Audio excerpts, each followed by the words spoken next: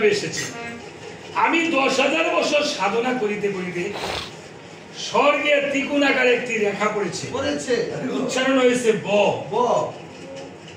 দেখেন, রাম তত্ত্ব যেহেতু বলতে এসেছি, রাম কিভাবে এসেছে এবং পরিশুদ্ধ রাম কিভাবে বলতে হয়। আমরা যে রাম বলি পরিশুদ্ধ হয় না, শুদ্ধ হয়। তখন ভোলানাথ ভাবলো আমাকে বুঝি আরো কিছুক্ষণ বসতে বলেছে।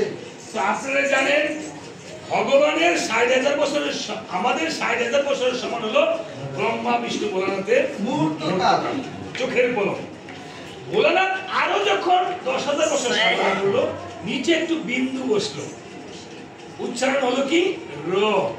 এদিন সমস্যা হলে আপনি চেয়ারে বসে থাকার অসুবিধা নেই। এবার র মানে রইতে ভোলানাথ ভাবলো। আরো যখন 10,000 বছর সাধনা করলো, ডান পাশে একটি আকার বসলো রা।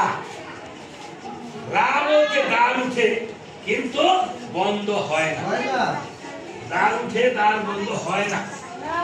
এবার আরো 10,000 বছর সাধনা করার পরে ডান পাশে একটি ম আকৃতি রেখা বসলো, উচ্চারণ হলো ম রাম।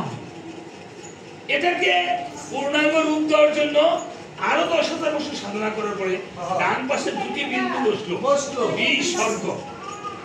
বিসর্গ মানে যেখানে কোনো স্বর্গ নেই, অনুস্বার বিসর্গ পড়েছে অক্ষরের মাঝে।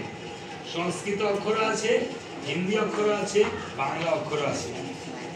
লি পড়েছি, এখন তো লিকার নেই, নয় কে উল্টিয়ে লেখলে লি হয়।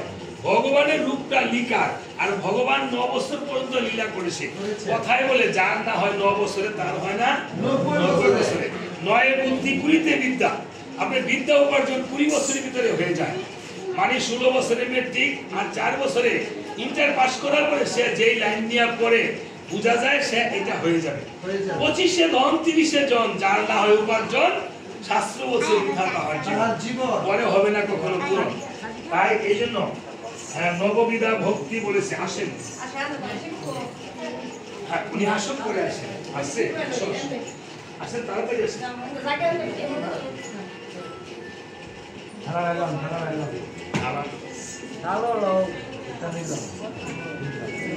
গীতা দান করবে।